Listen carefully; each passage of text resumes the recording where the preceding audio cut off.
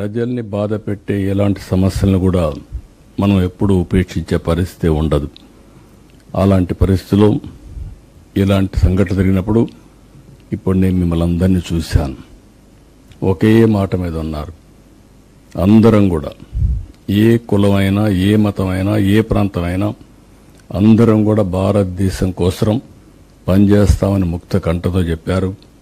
ఇందులో ఆంధ్రప్రదేశ్కి వచ్చినప్పుడు నేను మిమ్మల్ని అందరినీ ఎన్నో సంవత్సరాలుగా చూశాను. ఇక్కడ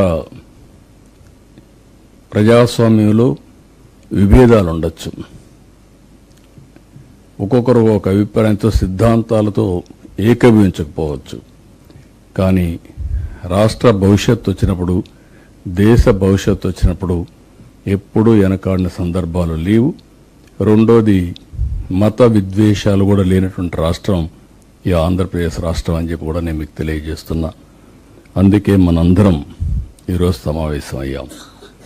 సమావేశమై ఎవరైతే దేశ రక్షణలో ప్రాణాలు పోగొట్టుకున్న సైనికుల త్యాగాన్ని మనం ఒకసారి గుర్తు చేసుకుని వాళ్లకు సంఘీభావాన్ని తెలియజేయడానికి మనం ఇక్కడ సమావేశమయ్యాం.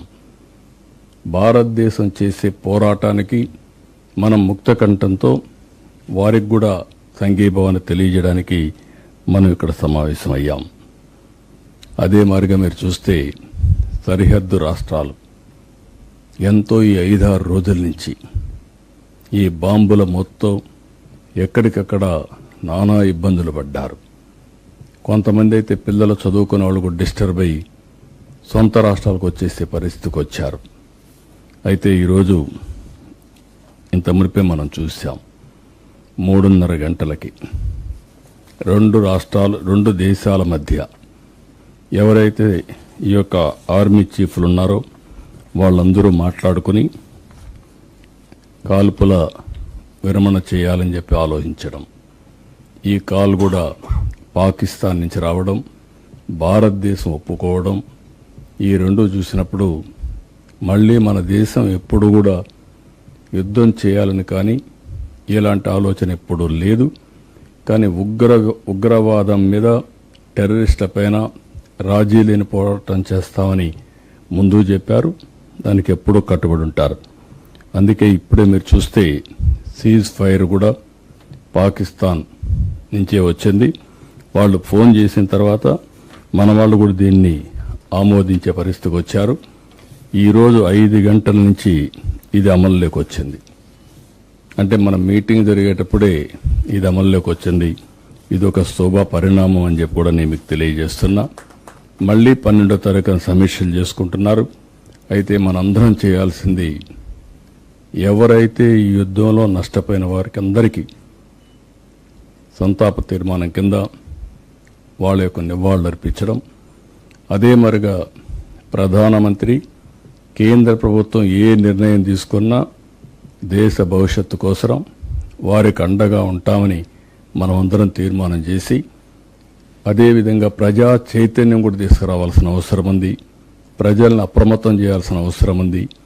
దేశ భవిష్యత్తు కోసం అందరం కలిసి పనిచేస్తామని ప్రతిజ్ఞ చేసి ముందుకు పోదామని తెలియజేసుకుంటూ ఈ సమావేశానికి వచ్చిన మిమ్మల్ని అందరినీ ఒక మాటలో చెప్పాలని, షార్ట్ టైం అయినా చాలా ఎఫెక్టివ్గా రావడం, మీరు మాట్లాడిన మాటలు ఈ తెలుగు జాతి రాష్ట్ర భవిష్యత్తుకి దోహదం చేస్తుందని చెప్పి ఆశిస్తూ మీ అందరికీ నమస్కారాలు, ధన్యవాదాలు. థ్యాంక్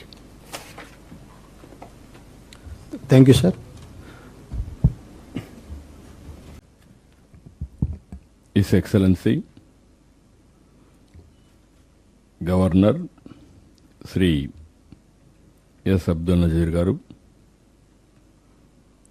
గౌరవనీయులు ఆంధ్రప్రదేశ్ రాష్ట్ర ఉప ముఖ్యమంత్రి పవన్ కళ్యాణ్ గారు, సహచర మంత్రివర్గ సభ్యురాలు శ్రీమతి అనిత గారు, ఈరోజు ఈ సమావేశానికి విచ్చేసినటువంటి అన్ని మతాలకు సంబంధించినటువంటి హెడ్స్ అందరూ ఉన్నారు. హిందూ మతం, ముస్లిం మతం, క్రిస్టియన్, బుద్ధిస్ట్, జైన్, సిక్కు మతాలకు సంబంధించినటువంటి ఆ మత పెద్దలందరికీ, చీఫ్ సెక్రటరీ విజయానంద్ గారు, డీజీపీ హరీష్ గుప్తా గారు, ఈ కార్యక్రమానికి వచ్చిన మిత్రులందరికీ నా నమస్కారాలు. ఈరోజు మనం అందరం కూడా నేషన్ ఫస్ట్, దేశం మొట్టమొదటిసారిగా మనం కాపాడుకోవాల్సిన అవసరం ఉంది. దేశంలో ఎలాంటి సమస్య వచ్చినప్పుడు కూడా భారతదేశంలో ఉండే ప్రతి ఒక్క వ్యక్తి మేమందరం సంఘటితంగా ఉంటామని చెప్పడమే కాకుండా అందరం కూడా ముందుకు నడవాల్సిన బాధ్యత మనందరిపైన ఉంది. ప్రపంచ శాంతిని పట్టి పీడిస్తున్న సమస్య ఉగ్రవాదం. తీవ్రవాదం కానీ ఉగ్రవాదం కానీ ఇవన్నీ కూడా మనం చూస్తే ఆ దేశం యొక్క అనిశ్చిత పరిస్థితికి, ఆర్థిక ఇబ్బందులకి, అన్ని సమస్యలకి దోహదం చేసే పరిస్థితి వస్తుంది. అలాంటిదే పహల్గాంలో ఉగ్రవాదులు చేసిన మారణకాండ. కేవలం పర్యాటకులపై చేసింది కాదు. ఇది ఒక మాటలో చెప్పాలంటే వాళ్ళు ఏ విధంగా చేసినా భారతదేశాన్ని యొక్క శాంతి సుస్థిరతలపైనే దెబ్బతీసే పరిస్థితికి వచ్చారు. ఇలాంటి సమయంలో మనం అందరం కూడా మతాలకు, కులాలకు, ప్రాంతాలకు అతీతంగా ముక్త కంఠంతో దేశం అంతా కూడా దీన్ని ఖండించాల్సిన అవసరం ఉంది. ఆ రోజే మనందరం ఖండించాం. మనందరం ఇప్పుడు మాట్లాడిన విషయాలు మనం ఆలోచిస్తే అందరిలో ఒకే భావన, నేషన్ ఫస్ట్, వీఆర్ ఇండియన్స్ అనే భావంతో మనం ముందుకు పోయాం. అదే సమయంలో జరిగిన నష్టాన్ని తిరిగి తెచ్చుకోలేం. ఆ దాడిలో చూస్తే 26 మంది అమాయక ప్రాణాలు కోల్పోయారు. నేను కూడా పోయి చూశాను. వాళ్ళ బాధ ఒక విధంగా చేయాలంటే ఎవరు తీర్చేది కాదు. అయితే మీరు ఇంకొక పక్క చూస్తే అది జరిగిన తర్వాత మన రాష్ట్రంలో కూడా 2 చనిపోయారు. అలాంటి జరిగిన తర్వాత భారతదేశం కూడా ఉగ్రవాదం పైన ఎప్పటి నుంచో పోరాడుతున్నాం.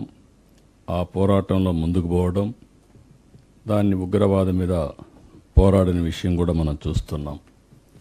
ఈ పరిణామాలు జరిగిన తర్వాత ఈరోజు మన దేశంలో మనం చూస్తే సరిహద్దుల్లో గడిచిన ఒక 5-6 రోజులుగా ఎక్కడ లేని టెన్షన్స్ వచ్చాయి. ఆ టెన్షన్స్ వల్ల ఈరోజు మన త్రివిధ దళాలు కూడా, డిఫెన్స్ కూడా వీరోచితంగా పోరాడారు, దేశభక్తితో పోరాడారు. కొంతమంది ప్రాణాలు కూడా పోగొట్టుకున్నారు. అందులో మన రాష్ట్రానికి సంబంధించినటువంటి తెలుగు బిడ్డ మురళీ నాయక్ కనీసం 22-20 సంవత్సరాల్లో ఏదైనా నేను చేయాలంటే ఈ దేశం కోసం నేను పనిచేయాలి, నేను మిలిటరీకి పోవాలని చెప్పి వెళ్ళడమే కాకుండా దేశ రక్షణకు పోయినప్పుడు ఓసారి ఒకవేళ ఎప్పుడైనా నేను చనిపోతే జాతీయ జెండా కప్పుకొని నేను చనిపోతానని కూడా ముందుగానే చెప్పాడంటే అది అతనికి ఉండే పట్టుదల. ఆ పట్టుదలతోనే ఈ సైన్యంలో చేరి వీరోచితంగా ప్రాణాలు పోగొట్టుకున్నాడు. ఇలాంటి అమాయకులు చాలామంది దెబ్బతినే పరిస్థితికి వచ్చారు. ఇక్కడ మనం గుర్తుపెట్టుకోవాల్సింది, భారతదేశం ఎప్పుడు కూడా వేరే దేశాలపైన యుద్ధం చేయాలన్న ఆలోచన ఎప్పుడూ ఈ దేశానికి లేదు. ఈ దేశం యొక్క ఆలోచన దేశ సార్వభౌమత్వాన్ని కాపాడుకుంటూ స్వయం ప్రతిపత్తిని ఎవరొచ్చినా మన మీద వస్తే మాత్రం మనం గట్టిగా ఉంటాం. తీవ్రవాదం కానీ, ఉగ్రవాదం కానీ